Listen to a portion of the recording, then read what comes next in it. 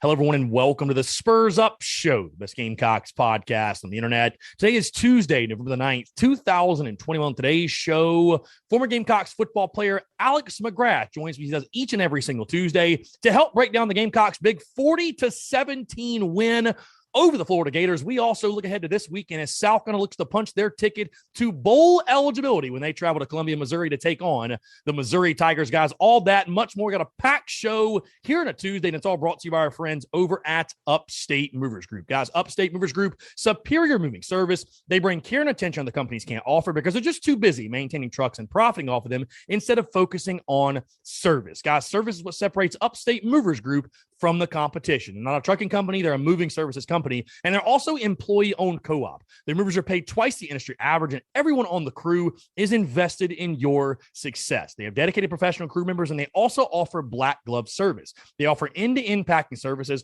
custom crating and packaging special items, and cleaning services as well. They're founded by Greenville natives and University of South Carolina alumni, guys, so a Gamecock-owned small business. They also offer 20 years of project management moving experience, and they can offer logistics and solutions that traditional moving companies simply do not have the skills for. Guys, whether in the upstate or across the state of South Carolina, if you have any moving needs in 2021, be sure to check out our friends over at Upstate Movers Group. You can find them on social media at Upstate Movers Group. Of course, if you have any other questions, go to their website, upstatemoversgroup.com. That's upstatemoversgroup.com. Be sure to check them out and tell them Chris from the Spurs Up Show sent you. Let's get it.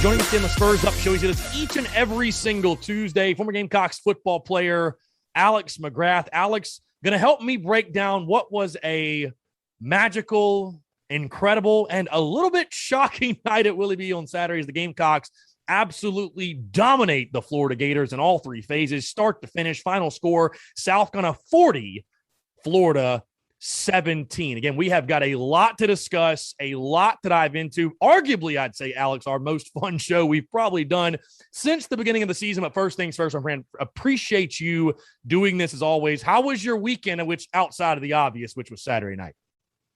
Had a great weekend. Got to catch up with some buddies. Watched an unbelievable football game Saturday night, and it was magical. I don't know how else to describe it. Yeah. Even 48 or so hours later, I'm still giddy. I was on cloud nine when I woke up on Sunday and had to pinch myself. I was like, did that really happen? And sure enough, it was like, yes. Oh, yes, it did really happen. And I'll start there. First things first, Alex, again, we talked last week or 2 weeks ago, I should say, when we talked about this Florida game and how much the bye week could help you, how much it could benefit you. But neither of us were expecting what happened on Saturday night. I mean, how shocking was it for you? Not only do you beat Florida, you dominate them, start to finish, truly. And I said that last week, that, I felt like even with the spread being 19, 20, 20 and a half, whatever you saw it at, it wouldn't have shocked me if South Carolina was in a fourth quarter game, a one-score game, having a chance, because you've always seemed to play Florida close. But beating them the way you did, and the way you did it, running the football for 284 yards. I mean, what do you make of it? Do you really? Because, I mean, again, you talked about it, what can happen over the course of a bye week. But, I mean, how do you explain this football team having the kind of performance they had against the Florida Gators on Saturday night? Honestly, my man, I sit here in a complete loss for words in the exact same fashion I did after Texas A&M. Obviously in a much better mood, but yes, who was that and where did that come from? Like, I that's really all I have. Like, I don't know how you go from, 6 yards of total offense at the end of the third quarter against A&M to we've all of a sudden put 30 on Florida in the first half and close to 400 yards. Yeah. 459 yards total, I believe, was the offensive output. And let's start there for sure. And I'm going to start, we can talk Jason Brown, we can talk O-line. But here's the thing with me, Alex. I'm all about being critical and having criticisms. And, of course, we've had plenty of those to go around this season. And I had continued to inject, perspective. But I understood where Gamecock fans were coming from, that it felt, a little bit empty in the sense of you were 4-4, but the way you had done it, who you had beaten, nobody had, sunshine and rainbows or butterflies, if you will, when talking about the way the Gamecocks had gotten there this season. But again, I believe in giving criticism when it's due, especially to those who are paid lots of money to put that product and get this team ready, but put that product on the field and perform to their best ability. I also believe when there's a job well done to tip your cap and give credit where credit's due. So as we all know, after Texas A&M, I called for the firing of Greg Atkins. There have been many people that have called for the firing of Marcus Satterfield. But I want to sit here now and get your take, get your feedback, your thoughts on the offensive game plan, the scheme as a whole, because what you did it with a third-string quarterback, call it for what it is. Obviously, Jason Brown was prepared, ready to go, and he played his tail off. But again, you ran for 284 yards, and the game plan all night looked incredible.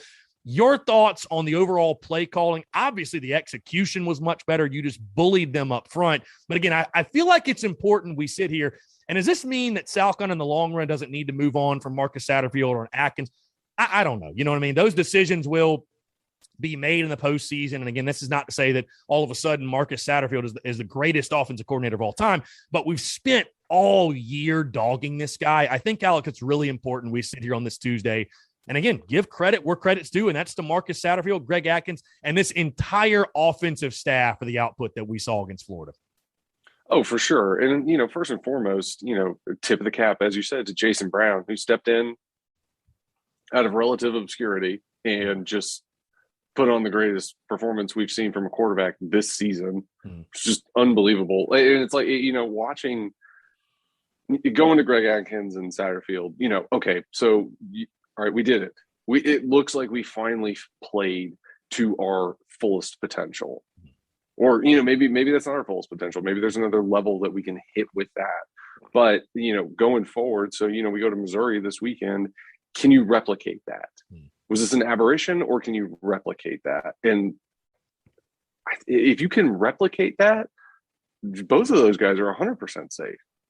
There's no criticism really to go around at that point. And so, we'll see what happens with that game plan. You asked me about the game plan, but the game plan was obviously perfect. Like, we kept them on their toes all night. Jason Brown was making great moves within the pocket, stepping up, rolling out, finding the open man. Did an unbelievable job there. The receivers played really well. We finally got a Kevin Harris sighting 9 weeks into the season. And, obviously, Clayton White played incredibly well. Like, all of these pieces that we knew, because we've talked about it, like, we have good players, and it's like they all finally kind of came to the forefront at the same time. And what they did from an internal game planning standpoint, I obviously can't speculate on that. I'm not in those meetings, but whatever they put out there worked. And so now it's like, can we replicate that? And that's the biggest thing going into this Missouri game. Yeah, and not to get too far ahead, but again, you talk about replicating it. You're going to be going up against a Missouri team that is averaging giving up 271 yards per game on the ground. So you're going to have the opportunity to replicate. Average? That's the average. They are 129th out of 130 teams in rush defense. So you're going to have the opportunity to run wild on Saturday in Como. Again, we're going to get there in just a second, but I want to go back again, sticking with that running game first. We're going to get to Jason Brown. Everyone wants to talk quarterback. Was there anything specifically you saw they did differently in the run game that led to that success? Obviously, I think incorporating the fullback, that is something they absolutely need to stick with. I thought that made a difference. But outside of just simply just dominating their man at the point of attack, was there anything you saw in the run game that you liked, that stood out, that you want to see more of? Curiously, there seemed to be a giant lack of confusion. Only one penalty for 5 yards, by the way. Exactly. Crazy. There's no false starts. There's no whiffing. So, like, obviously something internally changed there. I don't know what that was, but something changed. And, I would like to think it was because of us. Who could say? But, obviously something in that meeting room changed from a game planning standpoint to, hey, we got to simplify this. And I think that, to me, that's what it looked like they did.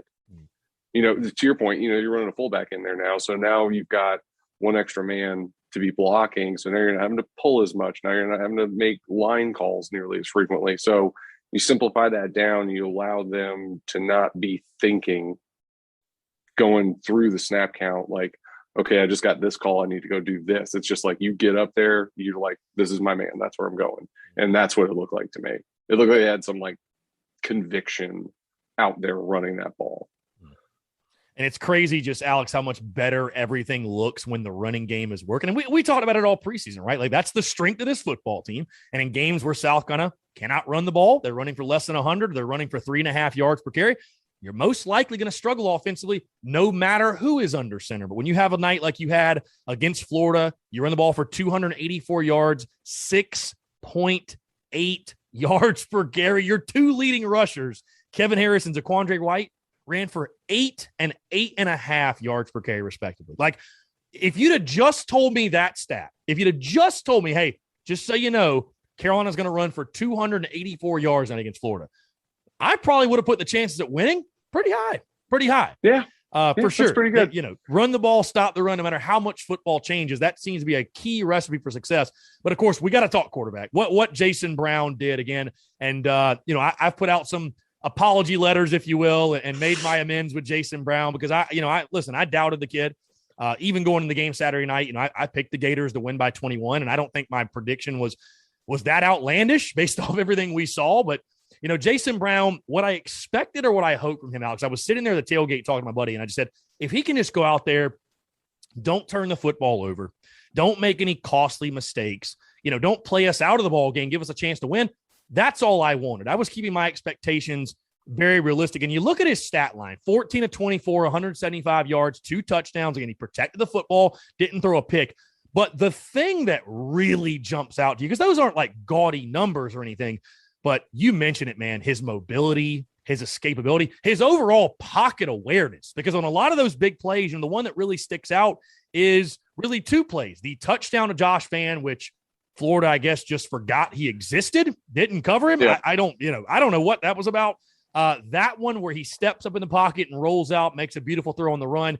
But really the other one, the long 50-yard bomb to Josh Vann, in which he has a guy coming from his blind side, and he's able to spin out, roll out, deliver an accurate ball down the field. That, to me, was the biggest takeaway, and that it's, I think that's kind of, Alex, I think that's what we expected to see from Luke Doty, and we just never got it, whether it be the injury or whatever else have you. To me, that was the biggest difference maker with Jason Brown, and that'll be the difference maker moving forward with this offense, is his escapability and mobility and awareness within the pocket. Oh, 100%. I will tell you this, like, comparatively looking at him, Zeb, and Luke, he just looked infinitely more comfortable back there than any of them have. Yeah. And that is like the first step in the recipe of success. Like, if you're comfortable and you know what you're supposed to do, you can execute that a lot easier than if you've got all kinds of thoughts running around in your head. But he looked that was unbelievable to watch. He just put on a show. Yeah. We throw around the term, especially when you talk Zeb Nolan, like game manager, if you will, but he looked like the field general in the sense of, like you said, man, like we were in control of the game the entire time. Offensively, there was a plan. There was a known plan of what was going on. Never looked flustered, never looked out of sorts. You know what I mean? Like that, I agree with you. I think that was one of the biggest differences as well. But yeah, his escapability and mobility, man, and just being able to, the game looked like it was moving slower with him back there, if that makes sense. Exactly. Yeah, he just looked so comfortable, especially for a guy making his first start in the SEC in a night game against Florida. Yeah. Like, you would think, like, most people would be jittery, throwing high balls, all kinds of stuff. He never did that. He was just like, nope, I'm good, and just ran out there and ran with it. And that was incredibly impressive to watch. Now, I don't want to put words in your mouth, Alex, but I'd have to assume you probably agree that Jason Brown is and should be the answer for the rest of the 2021 season. Yeah. Who else is available? Well, if I'm just saying, if Zeb Nolan comes back healthy, I know Shane Beamer loves to do the whole gamesmanship thing. You know, he's made the point. We're not going to talk about the quarterback position, but I mean, I think it's pretty obvious. I think it's pretty obvious. Yeah, no, that's a real easy decision. Yeah. I'd agree. I just wanted to let you go on record. I didn't want to make any assumptions or anything. Which, hey, if Alex McGrath wanted to have the bold take that Zeb Nolan's the best guy, I was going to give you the opportunity to be that guy. But I mean, listen, I'll give you another bold take. I'll say this: like, if Luke Doty was healthy now, yeah, I'd keep Jason Brown in there. Well, if it ain't broke, don't fix it as well, right? I mean, it would be right. Yeah, I mean, kid's earned another start. That's for damn sure. He's earned another start, no question. Yes. Yeah. Like, I don't think we've ever beaten Florida by 23 points. So no, that's we'll take that. Yeah. Again, what a magical night it was. And again, things just clicking on the ground. And it's just, again, folks, it's when the running game is working, you know, we can talk quarterback and all, that's all great. But when the offensive line is moving bodies and you're running the football for over 6 yards a carry, hey, that spells for success. You know what also spells for success? Defensively, when you're stopping the run, that helps too. Alex, Florida held to 82 total yards on the ground, 3.2 yards per carry. I talked about a big key in this game was stopping the quarterback run, or at least limiting the quarterback run, because how many times have we seen over and over and over again where the Gamecocks take on a mobile quarterback, a dual threat quarterback, and he just runs wild on them all night. Clayton White's defense, I mean, we just continue to throw praise on them. Emory Jones had a grand total of 11 carries for 26 yards and 2.4 yards per carry. I think obviously the big play defensively was that scoop and score by Jabari Ellis before the end of the first half, which that was the one for me, Alex, that we scored. And I was like, okay, I feel pretty good. Like we're going to win this ball game. I'll just ask you this on the opportunistic nature of the Carolina defense, because when you were at Carolina, there were a ton of great defensive players.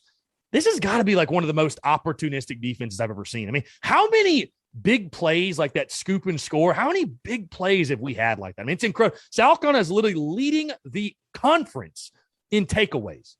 I mean, just it is just truly night and day from last year what you're doing defensively. I mean, it is. Oh yeah. I know we keep harping on it, but man, Clayton White's unit, that job he's done. Give him a blank check and whatever extension, because it is wild the job they've done this year defensively. It's unreal. Like, especially when you consider like the amount of people that hit the transfer portal after the season. Oh yeah, which you lost to the draft. Like, and to kind of meld this together. I mean, and again, we talk about it all the time. It's, you know, we've got like our front line is fantastic. Like, we've got good players at that one spot on the depth chart, and then it kind of falls off a little bit once you get to 2s and 3s. But to get them to perform the way that they have has just been unbelievable to watch, especially when you consider like Florida, I believe, had the 3rd best offense in the conference.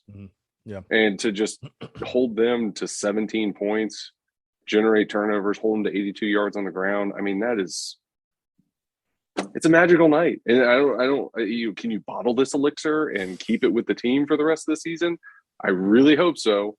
But it's just, it kind of goes further than that. And I know I've talked about this a lot, but it's like, when you're talking about like building confidence in those guys, like, this is such a huge step in that process. Like, you go out there and you knock Florida in the mouth, and now you kind of look at it like everything that's happened behind you is just gone. Like, you know what? Who cares about A&M? Who cares about Georgia? Who cares about Tennessee? Like, we did this together, and now, especially like because of the position you put yourself in, now you've got 3 opportunities to go out there and get yourself in a bowl game and finish the season on a hugely high note. So that could tip of the cap to the defense, because they've been holding it together for us all year, and we finally put it together on offense, and that's what it looked like. Yeah, Alex, speaking of the statistics you brought up a little bit earlier, this is the first time this season that Florida was outgained in a game. And you think about, like, they've played Georgia, and they still had not been outgained. So yeah, kudos to all parties involved. That's a pretty mind-blowing stat when you really think about it. And, I'm sure Florida fans, they played Alabama. Like, Florida fans are, on one hand, we're thinking, man, we're doing this, that. There was no debate about it on Saturday. And that's why you've seen coaching changes in games in the last 24, 48 hours as Todd Grantham and the offensive line coach have been fired. So death taxes and Florida coaches being fired after South Carolina beats them. Now let's not turn around and go hire them. Let's not make that mistake. No. Neither one of those guys, I think, are in very high demand for their services. I'm just going to go out on a limb and say that. Obviously, again, Alex, it's crazy how just the fun is in the winning and how it can certainly change the mindset and the attitude. Just 2 weeks ago when you and I chatted, we were thinking to ourselves, again, you were 4-4, you were 500, and keep perspective, inject perspective. But, realistically, many didn't think Carolina would win another game. Now you sit here 5-4. You've got Missouri on the road, which looks very winnable. Auburn is a night game, as we talked off air. And then Clemson is still just kind of wandering in the wilderness of who knows what they are. So a lot of opportunity left. I want to stick with the Florida game, though. Just in your opinion and your thought, again, we talked about earlier in the season, when you beat East Carolina by a field goal or, you won some of the other games you won, how important that was for, what Shane Beamer, the job he's doing in regards to behind the scenes, building the culture. He talked about when he was first hired, getting his football team to trust him and what he says. And, we talked about how winning those games early in the season and overcoming adversity to do so was so important because it reinstilled and it reaffirmed everything that the coaching staff and all these guys are telling them, like, hey, we're not just blowing smoke up your ass. Like, we're saying this because it works and what we're doing here, there's a method to our madness. You look at this game, again, it's a big win for many reasons, but I just don't feel like you can overstate how important this game is for Shane Beamer early in his tenure at South Carolina. Now, I want to make the point, win or lose any game in this first season, we've made the point that no game this year is necessarily an indictment positively or negatively on Shane Beamer and the job he's doing and like where his program's going. Like, for example, just because you beat Florida doesn't mean Shane Beamer's the next Steve Spurrier, right? And just because you lost to Texas A&M doesn't mean, he doesn't know what he's doing and he shouldn't have the job, right? So, I mean, the truth lies somewhere in the middle, but this is a huge win. No matter how you spin it, it's a huge win early on. It's that hang your hat type of victory. It is that signature win in year one. Again, I would love to get your thoughts and your take on just the importance of this one and what you feel like this means for Shane Beamer and his program moving forward. I mean, to your point, you get to hang your hat on something and now you have something to sell.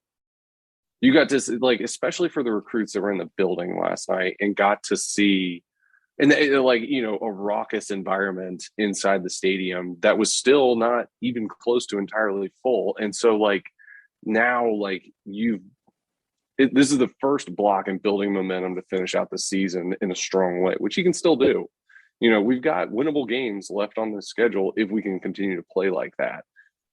2 very important ones at home that you can now kind of spin those out there and say, hey, do you guys want to come to this game? Do you want to come to this game? And it's like you beat Missouri on the road. All of a sudden, those stands are going to be a lot more full. That environment's going to be rocking. And that's what you need to sell that program. So I think for him, that's a huge feather in the hat moment to push this program forward from a recruiting standpoint.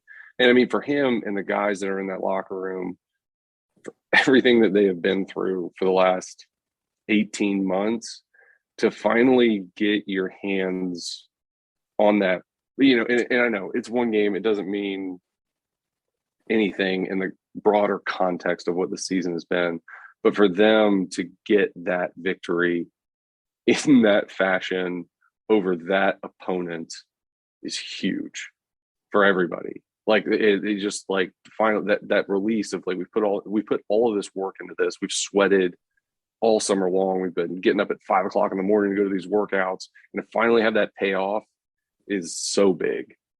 It's so big for the team. It's huge for Beamer.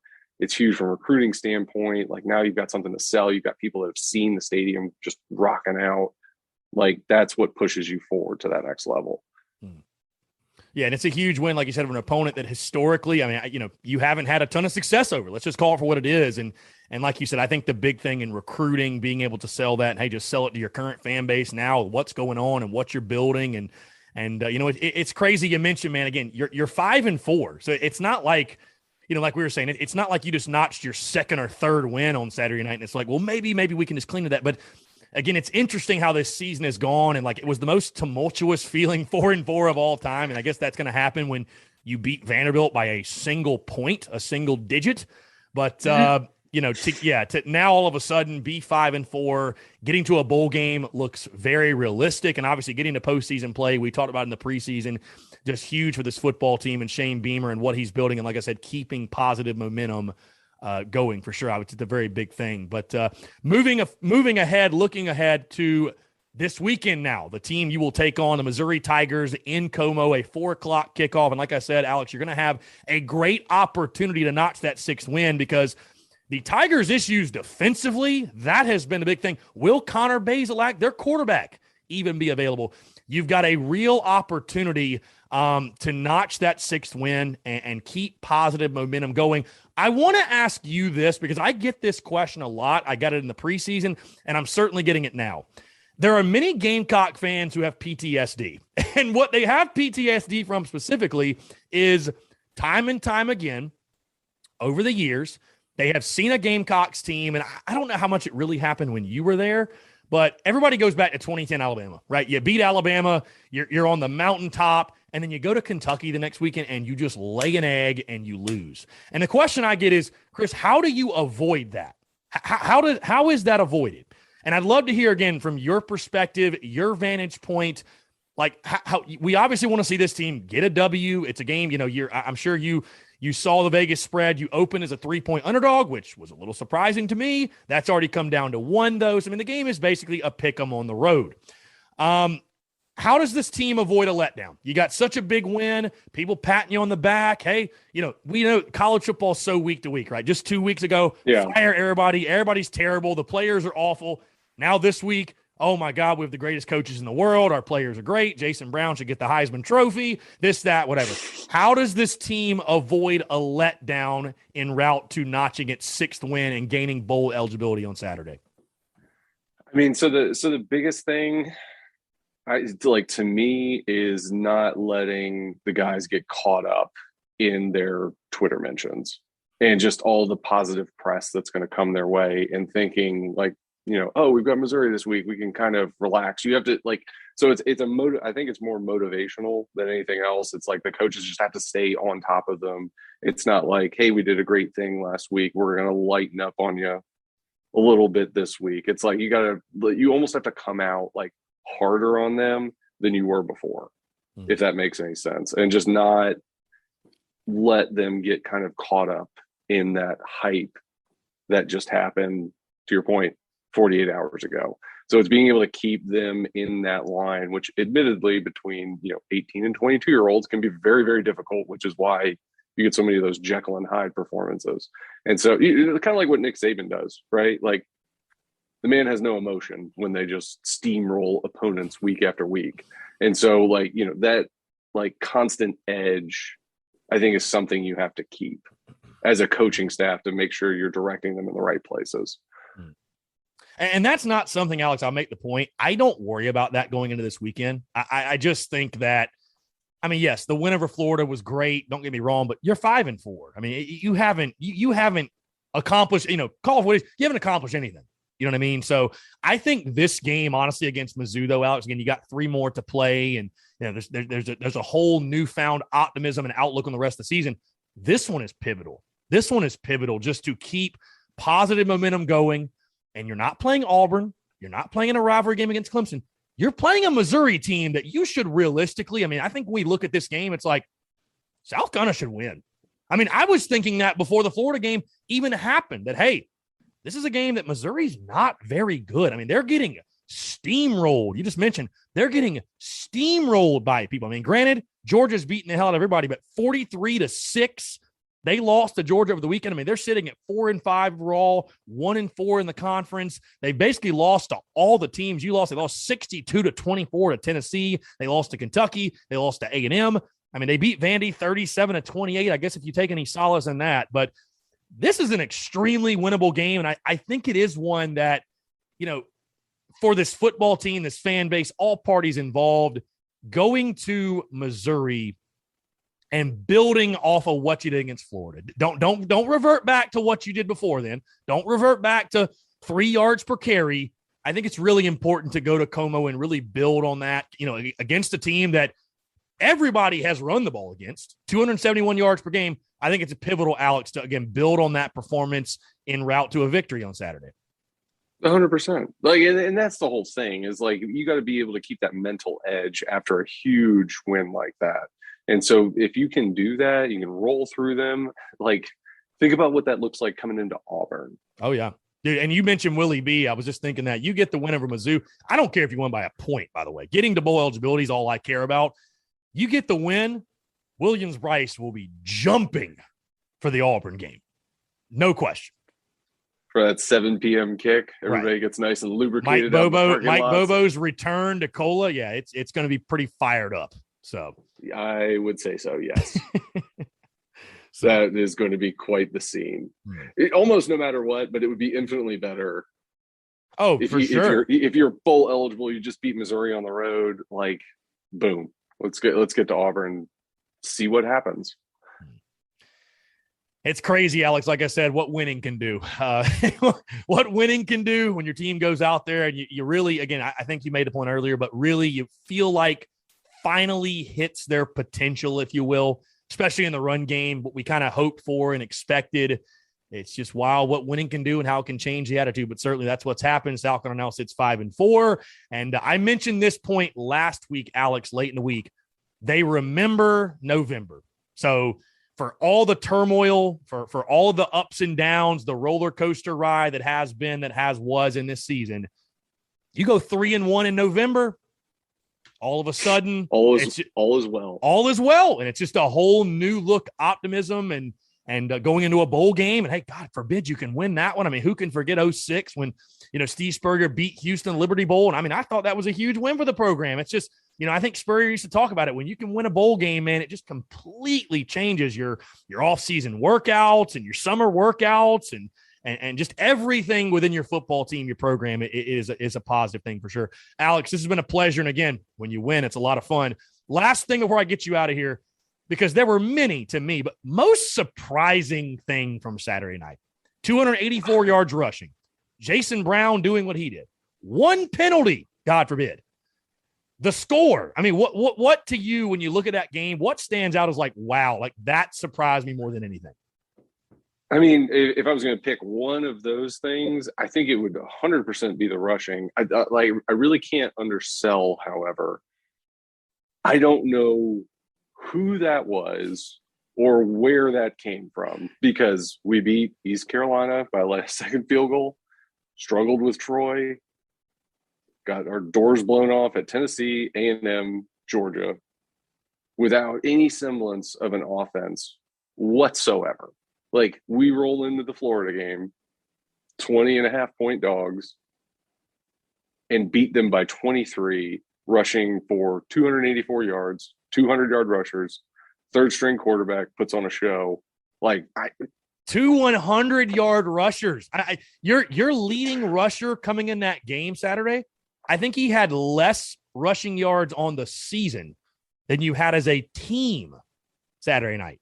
That is how absurd that game was on the ground for Carolina. I mean, that's all. It's the tale of the absurd. I think that's just it. It's I don't know what happened. And I hate it because I wish I had better takes about it, but it was just this is not the same team we have been watching for 8 weeks of this season. So, whatever changed in those meeting rooms, whatever changed in that practice schedule, whatever changed with the scheme, kudos to those guys because they found a way to make it work. And let's see if we can let them make it work Saturday. Yeah, bottle it up. The greatest bye week in the history of bye weeks, if you ask me. Had to be. It had to be. I mean, unbelievable. I don't know what rituals were performed in the building or what was going on, but it's just incredible. Like you said, who are these players and can we keep them for the rest of the year? Yeah, I mean that's really it. We had no penalties. We had no penalties. I don't we didn't really have any blown assignments on the line.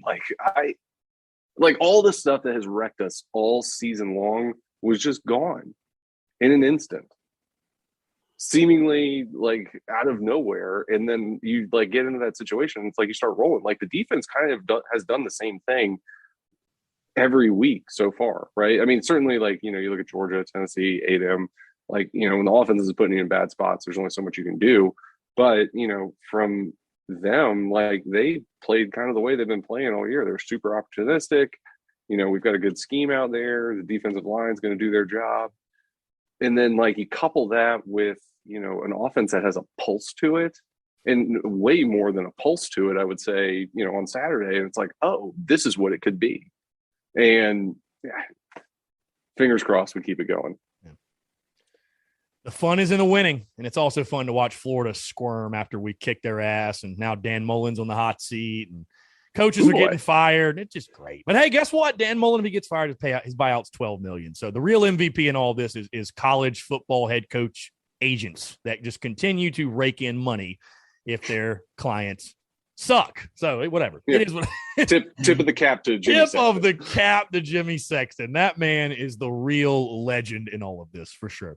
Alex, it's a pleasure, man. We should do this more often after a big win. I know it's a little bit out of our control, but yeah, this is a nice change of pace. So no, man, it's always a pleasure to chat with you. And like I said, looking forward to a fun weekend, and looking forward to do it again next week.